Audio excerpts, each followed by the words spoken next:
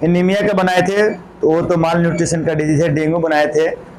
Dengue, malaria, typhoid सबसे ज्यादा जो होता है ठंडा बरसात के समय में सबसे ज्यादा जो है बीमारी जो होता है वह होता है टाइफाइड, डेंगू।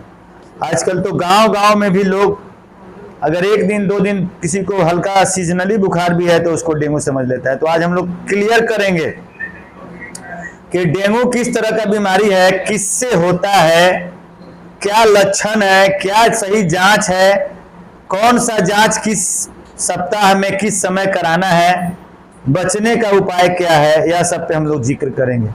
सबसे पहले हम लोग बात कर लेते हैं कि डेंगू जो होता है, देखिए हमारे शरीर में जैसे हम जीने के लिए, अपना लाइफ सरवाइव करने के लिए मेहनत करते हैं, फिजिकल एक्टिविटी करते हैं, बीमारी से बचाव के लिए साधन अपनाते हैं, और हमारे शरीर में इम्यूनिटी पाया जाता है, प्रतिरोधक क्षमता पाया जाता है, इम्यून सिस्टम है जो एंटीबॉडी प्रोड्यूस करता है कोई भी इन्फेक्शन शरीर में आता है। तो उसी तरह हमको बीमार करने के लिए एटमॉस्फेयर में क्या है, बैक्टीरिया है, वायरस है, पैरासाइट है, हेलमिन्स है, यानी कि हम लोग उसको कह सकते हैं माइक्रो ऑर्गेनिज्म है।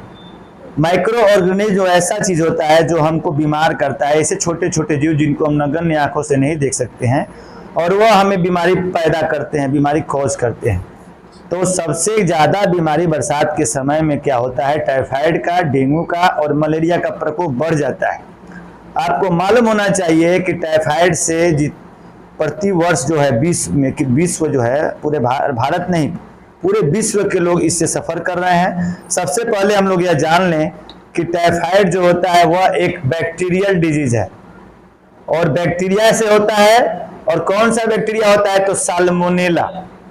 साल्मोनेला एक बैक्टीरिया है जो दो तरह का इन्फेक्शन करता है, एक टाइफाइड फीवर कॉज करता है और फूड पॉइजनिंग भी कॉज करता है। साल्मोनेला फूड पॉइजनिंग, कोई गर्मी में या ठंडा में या कभी किसी समय खाना खा लेता है, उसको वोमिटिंग होने लगता है, उल्टी होने लगता है, पैखाना डायरेक्ट हो जाता है, उसको साल्मोनेलियासिस बोलते हैं, उसको बोलता है फूड पॉइजनिंग हो गया है। तो फूड पॉइजनिंग का सबसे बड़ा कारण क्या है, साल्मोनेला। टाइफाइड का ही एक मतलब कि एक ऑर्गेनिज्म है, एक उसका भाग है जो फूड पॉइजनिंग कॉज करता है और एक टाइफाइड फीवर कॉज करता है। तो साल्मोनेला के चलते फूड पॉइजनिंग होता है, साल्मोनेला के चलते टाइफाइड फीवर होता है। टाइफाइड फीवर दो तरह का होता है, पाराटाइफाइड और टाइफाइड, यानी साल्मोनेला और साल्मोनेला पाराटाइफाइड ऑर्गेनिज्म का नाम है जो बीमारी पैदा करते हैं, वह बैक्टीरिया है। और विश्व में जो है सबसे ज्यादा जो है 10 से 20 लाख लोग जो होता है टाइफाइड का प्रति वर्ष, पूरे संसार में 10 से 20 मिलियन, लाख हम गलत कह दिए, 10 से 20 मिलियन लोग जो होता है टाइफाइड से सफर करता है, और कम से कम 2 लाख लोगों की मौतें हो जाती हैं टाइफाइड से। पूरे विश्व का बता रहे हैं डाटा। अभी बता रहे हैं कि जो टाइफाइड है एक सामान्य इन्फेक्शन भी है, और कभी कभी यह टाइफाइड जानलेवा रूप भी ले लेता है।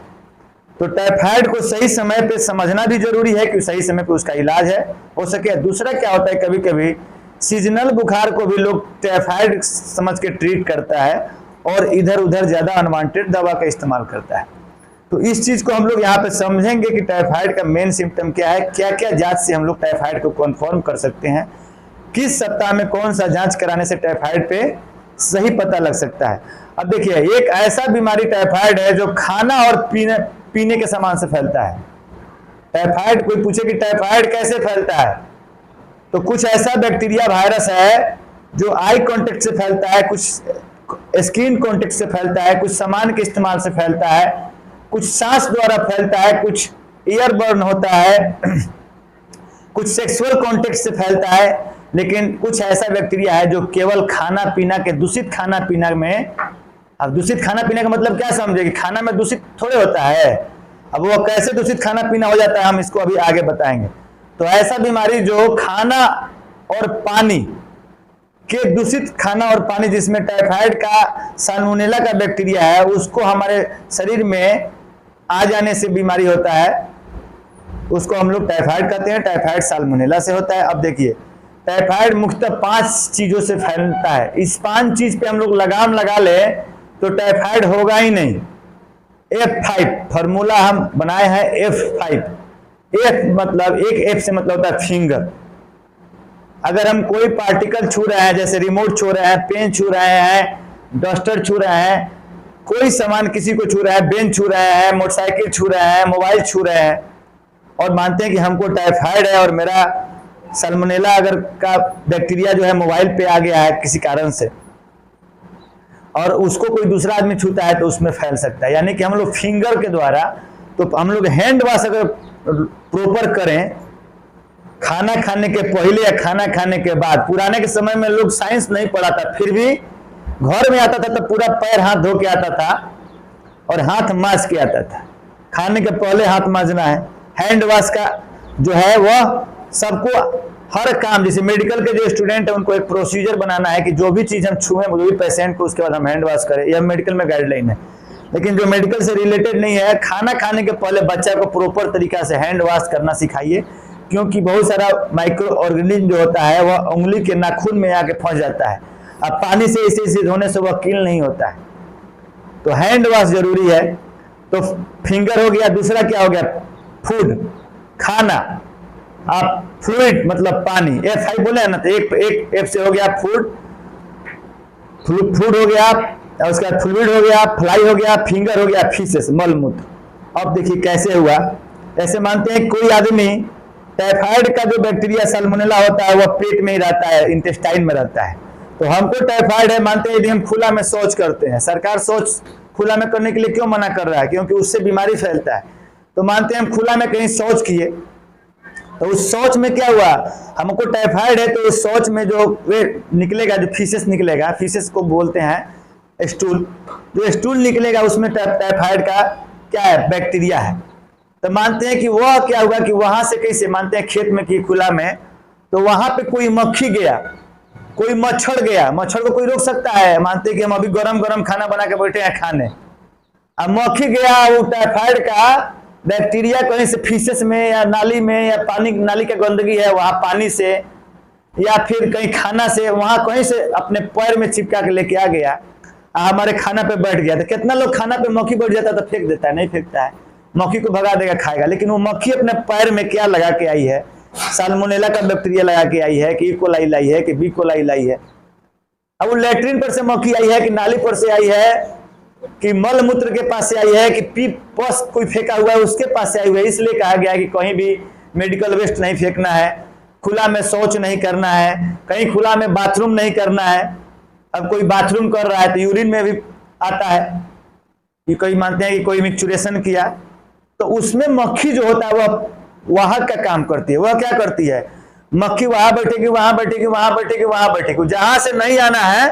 आप खूब अच्छा से घर में खूब घर पोछ पाछ के खाना खूब साफ सफाई से बर्तन करके निकाल के बैठे हैं, धीरे से वो आके वहां पे क्या करेगी, छोड़ के चला जाएगी, तो वहां से हमको बीमारी हो सकता है।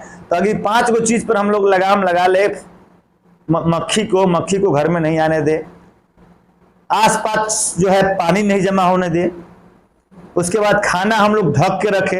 अब चाट खाते हैं आप लोग, चाट पर कितना मक्खी लगा है, अब मार गुपचुप खा रहे हैं, लाइन लगा है, लोग लड़का लड़की सब लोग चाट पोरा गोलगप्पा पर मार पड़ा हुआ है, उसमें मक्खी भिनक रहा है, इमरती छाना हुआ है, गरम गरम छान दिया, उसके बाद मक्खी आगे बढ़ गया। वो मक्खी नाली में से आई कि कचरा में से आई, कि स्टूल पर बैठ के आई है, कि पोस पर से बैठ के आई है, कोई देखा थोड़े है। आप मक्खी भगाया, खाना स्टार्ट कर दिए, तो समझिए कि जितना बैक्टीरिया है वह मुंह में जा रहा है। खाना तो हम अच्छा से बनाए खा रहे हैं, गरम खा रहे हैं, हम समझ रहे हैं कि चलो भाई चाट वाला है।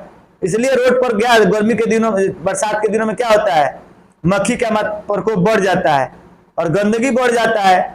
अब खुला में खाना भी नहीं खाना है बरसात के दिन पे, रोड स्ट्रीट नहीं पे जो मिलता है चाट वगैरह जो ढक के नहीं दिया हुआ है, चाट चाउमीन बर्गर ये सब जो रोड पर बिकता है, जो ढका नहीं रहता है, उसको खाइएगा, उससे मक्खी बैठ रही है, वो मक्खी इन्फेक्शन पैदा करेगी, फूड पॉइजनिंग होगा, टाइफाइड होगा, बीमारी होगा। तो यह चीज पे अगर हम लोग दिमाग लगा ले, पानी पी रहे हैं तो पानी खुला में पानी है, उसमें मक्खी बैठी है, वहीं पानी पी लिए, ढक के पानी, कहीं कहीं ऐसा टंकी से या कहीं ऐसा सिस्टम है, अब चाटे वाला है, खुला पानी रखा है, उसे मक्खी उगा रही है, उसको फेंक रहा है उठा के, तो वो सबसे हमको बीमारी फैलेगा। तो अब हमको इतना चीज समझ में आना है कि यदि हमको बीमारी नहीं आने देना है तो इतना चीज पे परहेज करेंगे तो 90% बीमारी का खतरा घट जाएगा, 90% बीमारियों से हम बचाव कर सकते हैं। तो इतना हम लोग समझा लिए कि फीकल ओरल रूट से होता है, फ्लूइड और फूड जो होता है वह इसको फैलाने का मेन कारण होते हैं।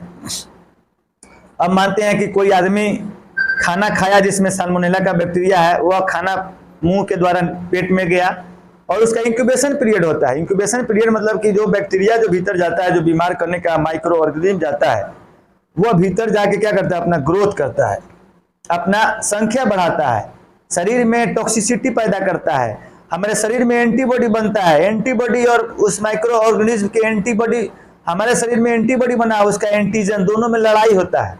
यदि हमारा शरीर उससे सर्वाइव कर गया तो बीमारी हमारे अंदर नहीं होगा। यदि हमारा शरीर का एंटीबॉडी कमजोर हो गया तो फिर सिम्टम आना स्टार्ट हो जाएगा। यानी कि साल्मोनेला का जरूरी नहीं कि हम आज ठेला पे खाए हैं, आज खुला में खाना खाए, आज इन्फेक्टेड पानी पिए तो हमको कल बीमारी होगा। 7 दिन से 14 दिन के भीतर हो सकता है। इंक्यूबेशन पीरियड क्या है, बीमार में भीतर पेट में चला गया, पेट में जाके इंटेस्टाइन में पहले जमा रहेगा, इंटेस्टाइन में जाके वह अपना संख्या बढ़ाएगा और स्मॉल इंटेस्टाइन में रहेगा, और इंटेस्टाइन में संख्या बढ़ा के फिर क्या करेगा, वो इंटेस्टाइन से कहाँ चला जाएगा, गोल ब्लाडर में, बाइल जूस से होते हुए बाइल में चला जाएगा, लीवर में चला जाएगा, ब्लड सर्कुलेशन में मिल जाएगा, ब्रेन में जा सकता है, हार्ट में जा सकता है, लंग्स में जा सकता है, किडनी में जा सकता है, सब जगह घूम गया। यानी ब्लड में जब मिल गया वो बैक्टीरिया तो क्या हो गया, बैक्टीरिया डेवलप हो गया।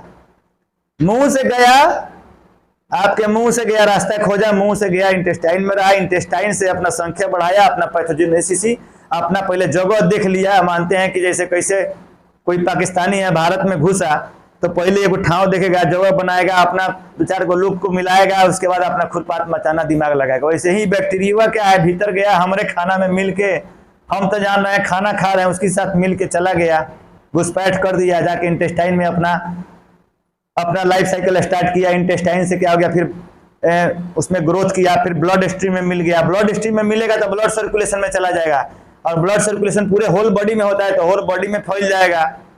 अब जैसे अपने शरीर में जब से होल बॉडी में फैल गया, अपना संख्या बढ़ा लिया, उसके बाद क्या हुआ, बीमारी करना स्टार्ट कर देगा। तो सबसे पहले फर्स्ट वीक में जो सिम्टम आएगा टाइफाइड का, वह क्या आ जाएगा, बुखार। इस बुखार हमेशा हाई ग्रेड बुखार होता है टाइफाइड में, और बुखार जो होता है वह क्या होता है कि शाम को यदि 99 है तो सवेरे 100 रहेगा, फिर 101, 102। जैसे सीढ़ी कैसे हम लोग चढ़ते उतरते हैं, तो स्टेप बाय स्टेप पैटर्न पे फीवर जो है उसका अप डाउन होता है टाइफाइड में। टाइफाइड वाला पेशेंट का जो होता है बुखार स्टेप वाइज पैटर्न पे रहता है और 103-4 डिग्री तक बुखार जा सकता है। और उसके बाद सबसे मेन सिम्टम क्या है कि जिसको भी टाइफाइड का प्रॉब्लम होगा, क्योंकि यह बैक्टीरिया जो होता है स्मॉल इंटेस्टाइन में रहता है, तो स्मॉल इंटेस्टाइन में रहेगा तो इंटेस्टाइनल डिस्टर्बेंस करेगा। उससे रिलेटेड क्या सिम्टम होगा, जब इंटेस्टाइन को कोई बैक्टीरिया इन्फेक्ट करेगा तब कॉन्स्टिपेशन होगा, लूज मोशन हो सकता है, नोजिया हो सकता है, वोमिटिंग हो सकता है, पेन इन एब्डोमेन हो सकता है। सबसे पहले तो इसका घर कहाँ बनाया, इंटेस्टाइन में बनाया, तो इंटेस्टाइन से रिलेटेड सिम्टम आ जाएगा, बुखार होगा, पेट में दर्द हो सकता है, पैखाना ढीला हो सकता है, पैखाना खड़ा हो सकता है, हाँ जी मिचला सकता है, और उसके बाद क्या हो सकता है, बेचैनी शरीर में रहेगा, लगे कि उसको अच्छा नहीं फील हो रहा है, सोर थ्रोट होगा, वोमिटिंग भी हो सकता है टाइफाइड वाले फीवर को, खांसी, हल्का हल्का खांसी रहेगा। और शुरू में कभी कभी क्या होता है कि शुरू का जो देखिएगा, जब कोई भी बैक्टीरिया शरीर में इन्फेक्ट करता है और जब ब्लड में इन्फेक्शन करेगा तो उस आदमी का पल्स रेट बढ़ा हुआ मिलेगा, यानी ट्रैकीकार्डिया डेवलप होगा। और बाद में कभी ज़्यादा डिहाइड्रेशन होने के चलते ज़्यादा लूज मोशन हो गया, या फिर ज़्यादा बुखार का हम दवा खाएं तो ज़्यादा पसीना होने के चलते ब्रेडिकार्डिया भी डेवलप हो सकता है, पल्स रेट कम भी हो सकता है।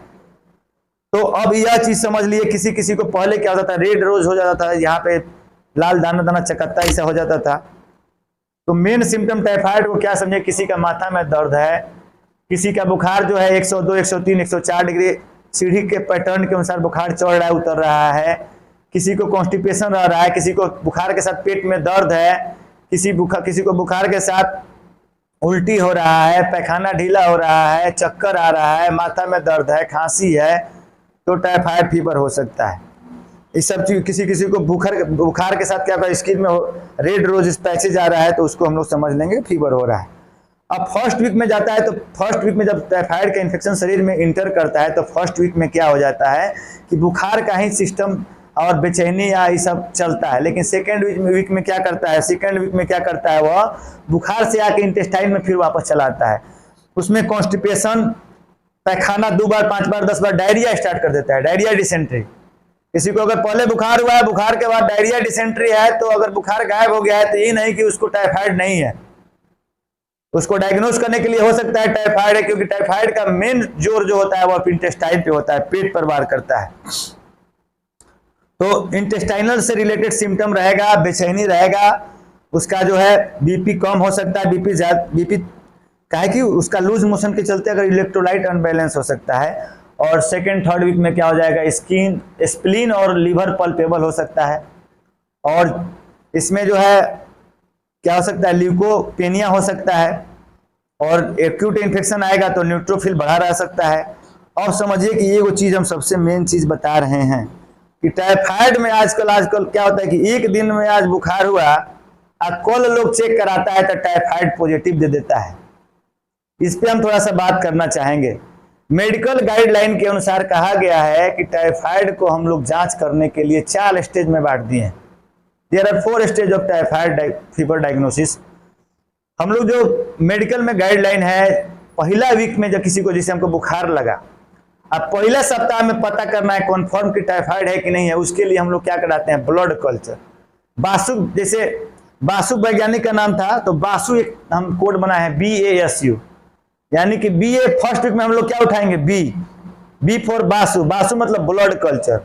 ब्लड कल्चर में क्या करेंगे, पहले हम बताए ना कि जैसे टाइफाइड का बैक्टीरिया शरीर में इंटेस्टाइन में इंटर करता है, तो वहां से अपना संख्या जब बढ़ाता है तो ब्लड स्ट्रीम में फैल जाता है, उसको क्या बोलते हैं, बैक्टीरिया डेवलप कर जाता है। कि यानी कि बैक्टीरिया इज द, बैक्टीरिया मतलब कि ब्लड में बैक्टीरिया का मात्रा बढ़ जाना।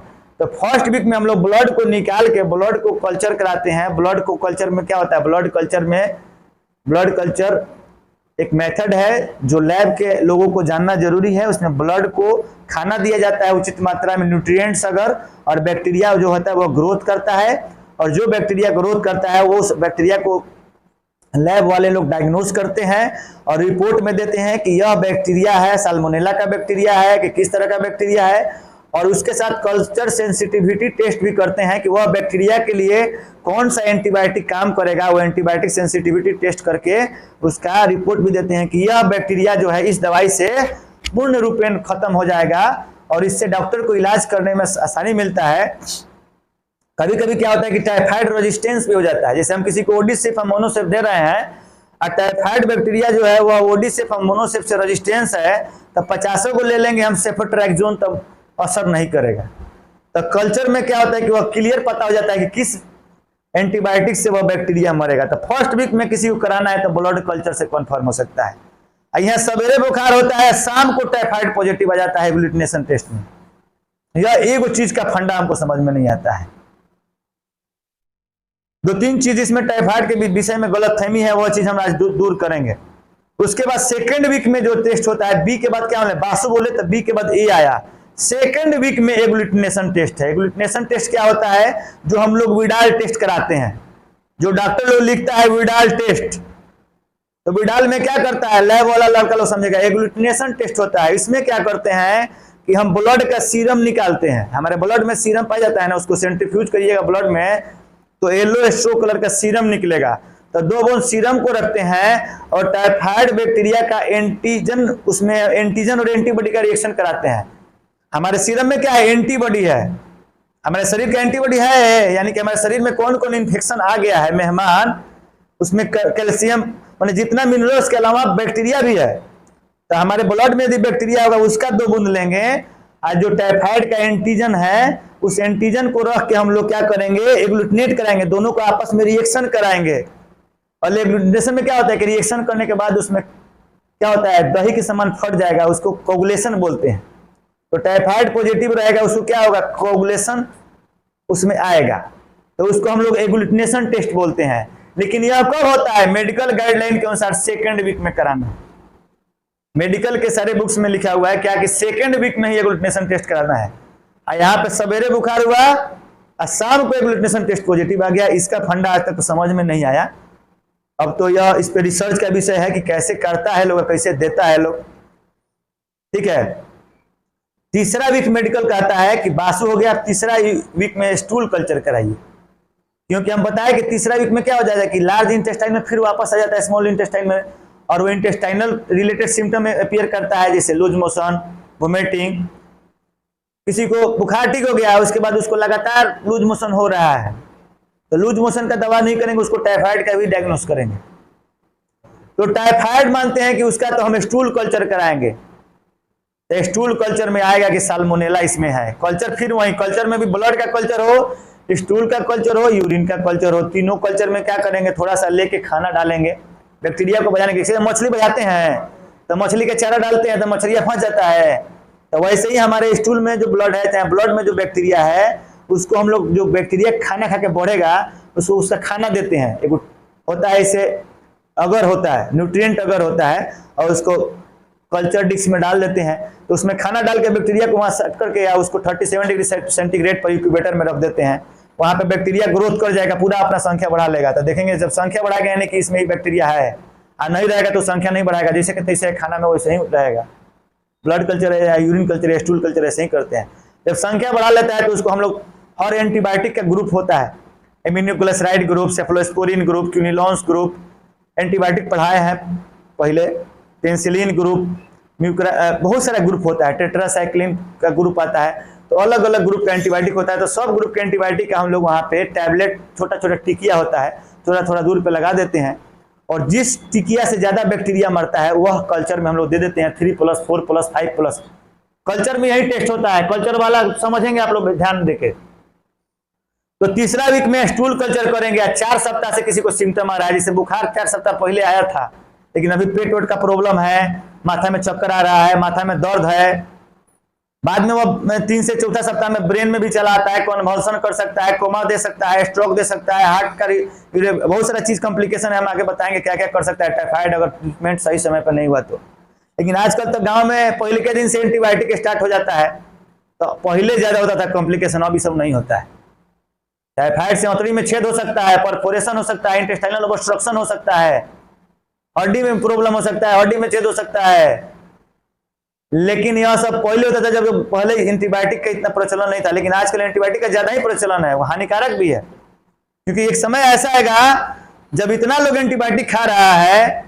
अब टाइफाइड में क्या है कि आज क्या करेगा, 2 सिप्रोफिट खा लेगा, तो बुखार नहीं ठीक होता, कल क्या 2 अजिथ्रोमाइसिन खाएगा, तो परसों 2 सिफेक्जिम खाएगा, बदल बदल के 2 दिन 3 दिन पर इतना एंटीबायोटिक खा लेगा कि सारा दवाइया से टाइफाइड का रेजिस्टेंस हो जाएगा।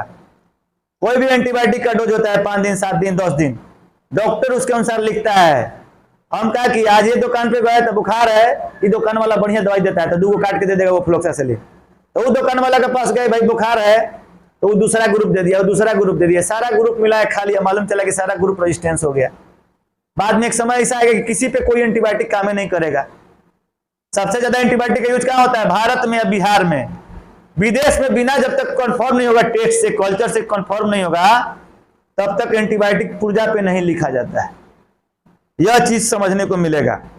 टाइफाइड का आप लोग सिम्टम जान लिए, जांच हो गया, बासु स्टूल कल्चर हो गया, 4th वीक में यूरिन कल्चर करते हैं।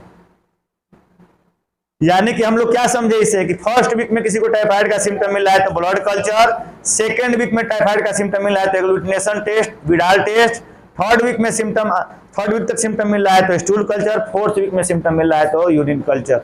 इसके साथ सीबीसी करेंगे, कंप्लीट ब्लड काउंट करके देखेंगे कि न्यूट्रोफिल का वैल्यू कितना है, इस्नोफिल कितना है, लिम्फोसाइट कितना है, टोटल व्हाइट ब्लड सेल कितना है, टोटल आरबीसी कितना है, प्लेटलेट्स कितना है, हीमोग्लोबिन कितना है।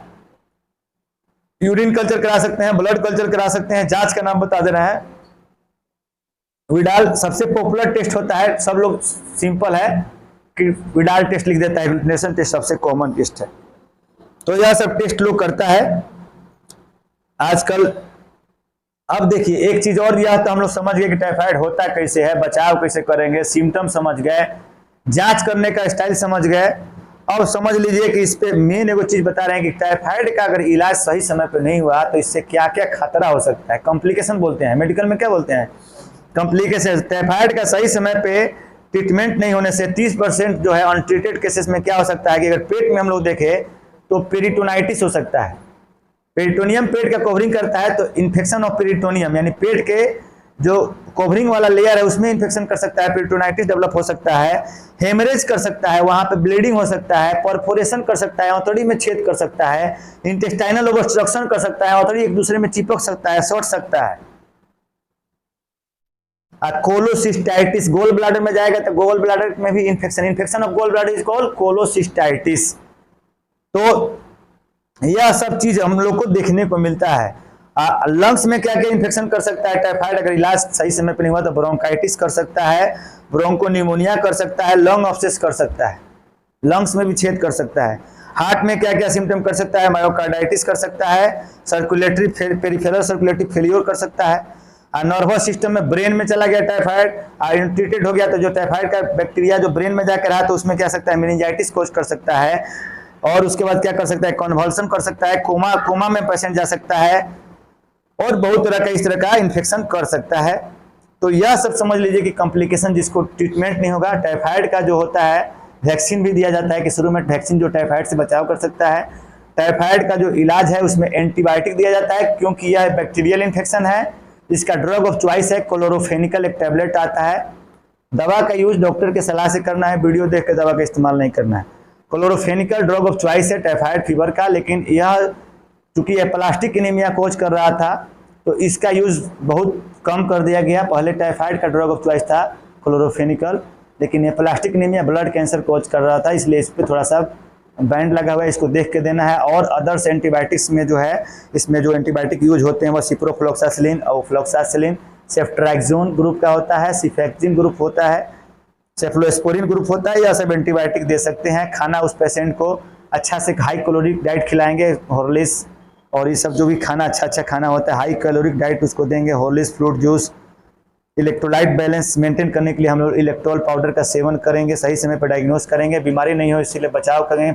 फीकल ओरल रूट से फैलता है तो F5 वाला हम लोग करेंगे लगातार। फ्लाई, फिंगर, फीसेस, फ्लूइड इस पर कंट्रोल करेंगे। हैंड वॉश प्रॉपर करेंगे, खाना के पहले, खाना के बाद। बाहर का खाना नहीं खाएंगे, खुला में जो खाना बेच रहा है उसे खाना खरीद के नहीं खाएंगे, जहाँ मक्खी लग रहा है वहाँ पे खाना नहीं खाएंगे, वहाँ का पानी नहीं पिएंगे। इस सब पे हम लोग उपाय करके टाइफाइड पे लगाम लगा सकते हैं। जय हिंद। चलिए।